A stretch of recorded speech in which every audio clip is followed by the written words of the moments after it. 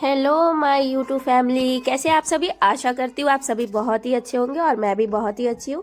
तो ये वाला वीडियो हो रहा है आज सैटरडे के दिन मॉर्निंग से शुरू, क्योंकि उस दिन जा रही थी मेरी काव्या ट्रिप पर। ट्रिप छोटे बच्चों को लेकर के जा रहे थे।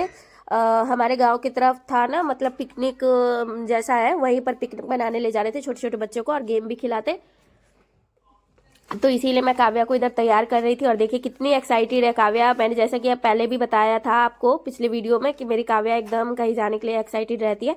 और क्यों ना हो, हम लोगों को भी तो कहीं जाना रहता है, तो एक दिन पहले नींद ही नहीं आती। और मेरी काव्या तो पूरी रात सोई ही नहीं, बस सुबह 4 बजे से सुबह उठकर मुझे बोलती मम्मी सब चले जाएंगे, जल्दी मुझे रेडी कर दो। तो यहाँ पर देखिए काव्या को मैंने अच्छे से क्रीम व्रीम लगा करके काजल भी लगा दिया, मेरे लाडली को नजर न लगे इसलिए, और फिर शूज भी पहना दिया। और यहाँ पर जो भगवान जी का उसको आशीर्वाद भी लेना था, तो मैंने उसको बोला कि चलो भगवान जी को प्रणाम कर लो और पापा जी को भी। फिर उसने सबको यहाँ पर प्रणाम वगैरह कर लिया, आशीर्वाद ले लिया पापा से, मुझसे। और फिर बच्चों को ना ये हैबिट रखना चाहिए कि कहीं जाओ तो मतलब आप प्रणाम सबको करके निकलना चाहिए, भगवान जी को, घर में जितने भी बड़े होते हैं उनको।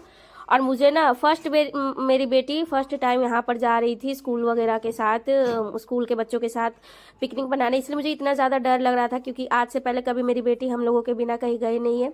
तो थोड़ा मन में डर भी बना हुआ था। जब तक ये आई नहीं तब तक मेरा तो एकदम हाल ही बेहाल था, क्या ही बताओ आप लोगों को। तो यहाँ पर देखिए काव्या एक बार स्कूल गई, फिर मैंने फ़ोन किया तो मैम वगैरह कोई नहीं आई थी। फिर मैं इसको रिटर्न लेकर आ गई। फिर यहाँ पर 7 बजे के करीब मैं फिर इसको लेकर गई, और ये ना मुझे इतना परेशान कर दी। सुबह सुबह से ही बोले नहीं सब चले जाएंगे, मेरे को 6 बजे आने के लिए बोला है, 6 बजे आने के लिए। तो मैंने सोचा कि चलो क्या पता आने के लिए बोला होगा, लेकिन मैम ने भी मुझे बोला था कि 6:30 बजे के आसपास चले जाएंगे हम लोग। इसीलिए मैंने काव्या को 6:30 बजे ही लेकर गई थी, लेकिन कोई आया नहीं था, तो इस वजह से फिर से मुझे रिटर्न आना पड़ा। और यहाँ पर देखिए सभी बच्चे आ गए हैं, बस भी आ गई है, तो फिर मैं इसको लेकर गई। और ये एक चीज़ अच्छी है, जो बस वगैरह आती है ना तो पता चल जाता है मेरे घर से। फिर यहाँ पर देखिए सारे बस मतलब चले आए थे, लेकिन टीचर एक भी नहीं आई थी, बस एक टीचर आई हुई थी और 2-3 बच्चे थे। फिर भी मैम ने बोला कि चलो सभी आज आ ही जाएंगे, तुम जाओ बच्चों को छोड़ के। फिर मैं वहाँ पर क्या की काव्या को छोड़ दी और नंबर वगैरह लेकर के मैम की चली आई। उसके बाद घर पे आने के साथ ही देखिए सबसे पहले मैंने चाय पीकर और झाड़ू लगाया घर सब में, क्योंकि सुबह में लेट हो चुका था और आज थी छुट्टी। तो मैं भी सोची कि चलो आराम आराम से ही सब कुछ किया जाएगा, इतना मतलब वो नहीं है कि हाँ दुकान पे जाना है चाहे और दिनों से।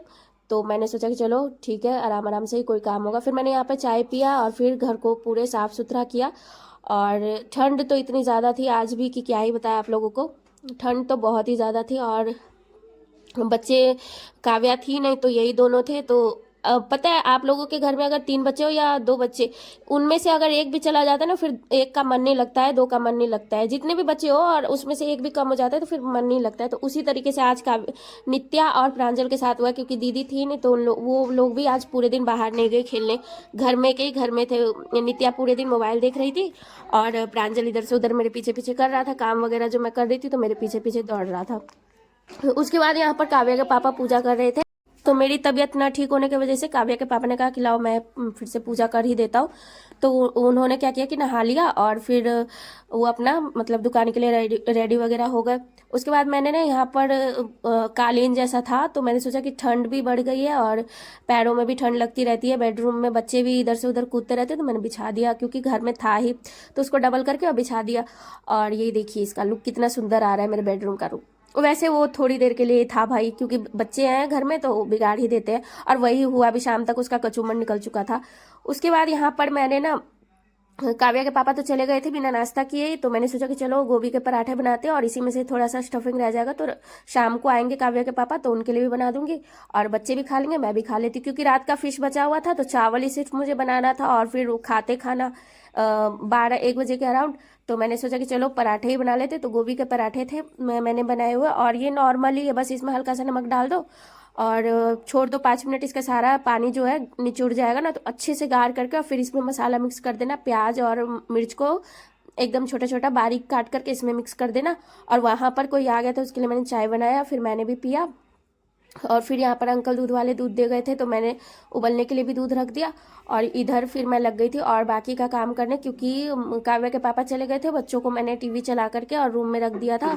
उसके बाद यहाँ पर जितने भी काम थे मैंने सारे निपटाए। उसके बाद मैं किचन में आ गई पराठे बनाने के लिए, क्योंकि बच्चे भी थे रूम में तो बच्चों को भी देना था और मैं भी खा लेती, क्योंकि 12-1 बजे तक तो मुझे तो दवाई खानी थी, तो इस वजह से भूखे नहीं रह सकते थे। इसी वजह से यहाँ पर देखिए कितना सारा पानी निकल रहा है गोभी में से।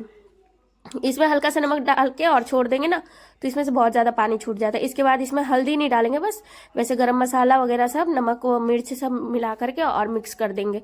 और ये देखिए मेरा स्टफिंग रेडी हो गया। इधर काव्या के पापा चाबी भूल गए थे तो चाबी लेने चले आए। फिर वो देखिए यहाँ पर चाबी लेने आए हैं, तो वही कुछ कुछ बोल रहे थे यहाँ पर।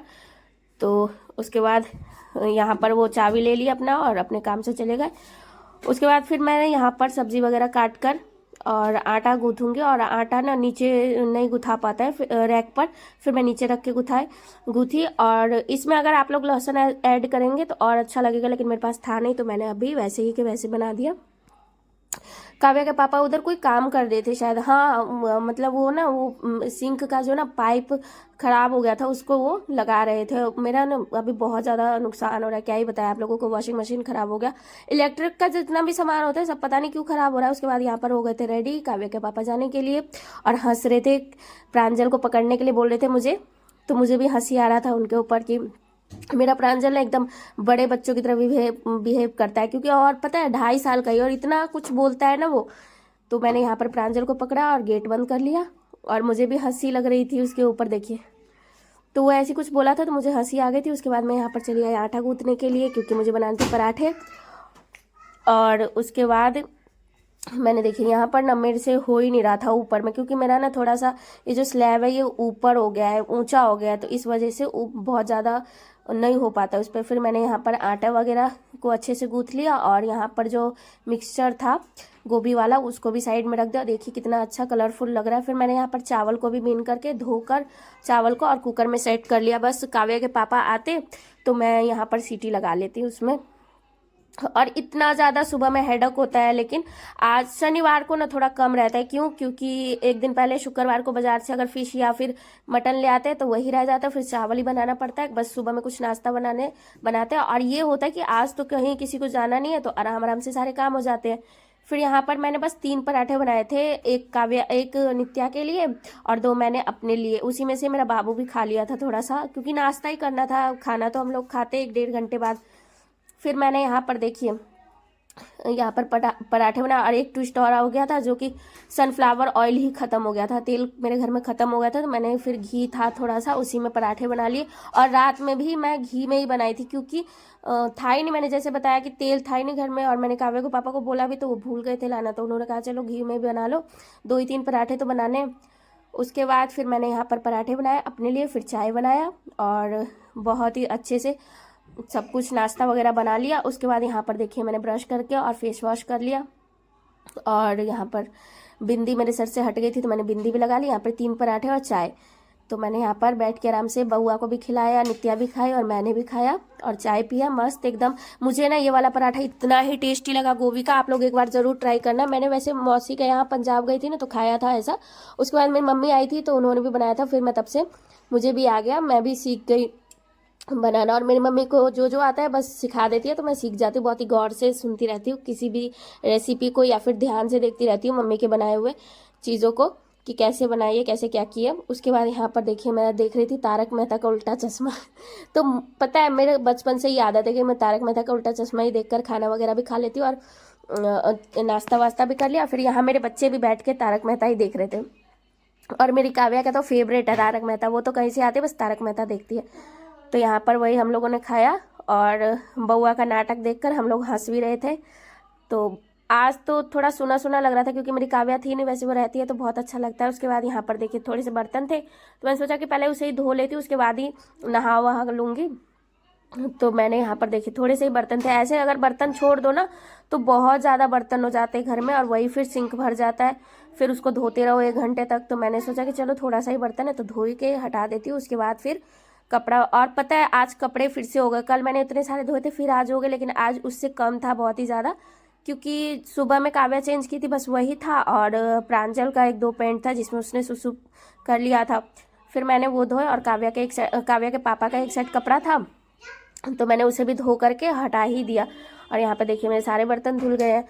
और बच्चे की अगर छुट्टी होती है ना और तीनों घर में रहते हैं तो इतना ज़्यादा शैतानी करते हैं, लेकिन आज एकदम जैसे लग रहा था कि दोनों भाई बहन शांत हो गए हैं एक ना होने के कारण से। पता है, अगर घर में एक जन भी नहीं रहता ना तो फिर हमें जैसे बड़ों को अच्छा नहीं लगता, वैसे बच्चे भी होते हैं यार, पता है बच्चों के साथ भी ऐसे होता है। फिर मैं यहाँ पर कपड़े धो रही थी, काव्या के पापा का, नित्या का, सभी का कपड़ा धो रही थी। और पहले से बहुत ही ज़्यादा कम कपड़ा था तो मैंने सोचा कि चलो धोकर ही रख देती हूँ, बार बार इतने सारे कपड़े इकट्ठे हो जाते हैं फिर धोने पड़ते हैं, तो 1 घंटा मुझे कपड़े धोने में ही लगता है। फिर मैंने यहाँ सारे कपड़े धो लिए।